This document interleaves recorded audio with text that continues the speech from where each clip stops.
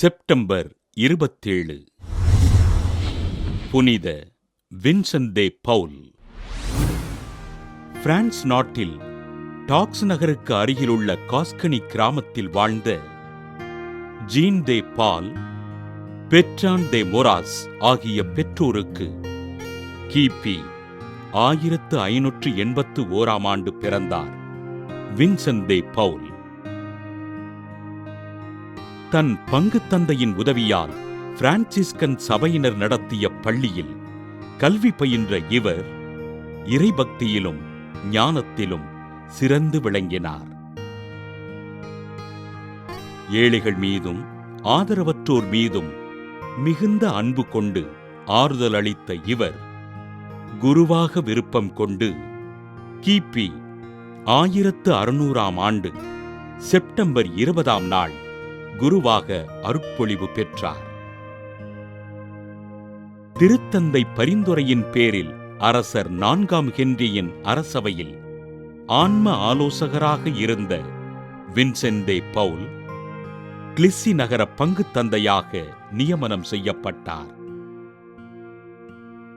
தனது அறிவார்ந்த மறையுரையினால் மக்களின் மனங்களில் நீங்கா இடம் பிடித்த வின்சென்ட் தே பவுல் கிபி 1618 பிரான்சிஸ் சலேசியாரை சந்தித்து நண்பரானார்.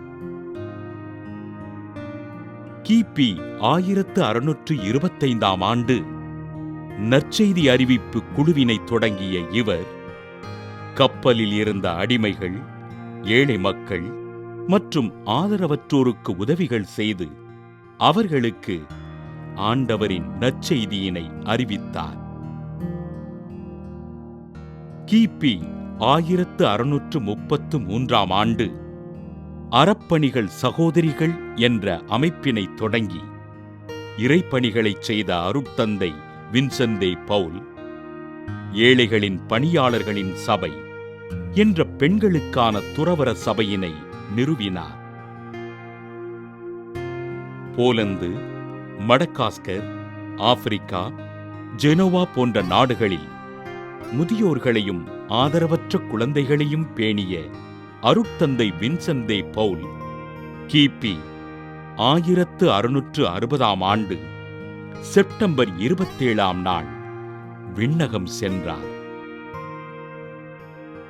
இவரின் அழியா உடல் இன்றும் பாரிஸில் உள்ள புனித லாசர் குருக்கள் இல்லத்தில் பாதுகாக்கப்பட்டு வருகின்றது.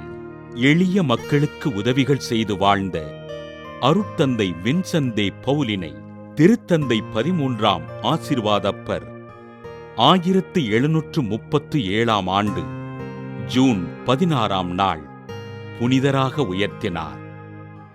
இரக்க செயல்களின் பாதுகாவலரான புனித வின்சென்ட் தே பவுல் திருவிழாவினை கொண்டாடுகின்ற நாம் நமது பங்குகளில் செயல்படுகின்ற வின்சென்ட் தே பவுல் சபையின் பணிகளுக்கு உதவிகள் செய்து எளிய மக்கள் வாழ்வில் முன்னேறுவதற்காக ஆண்டவரிடம் ஜெபிப்போம்.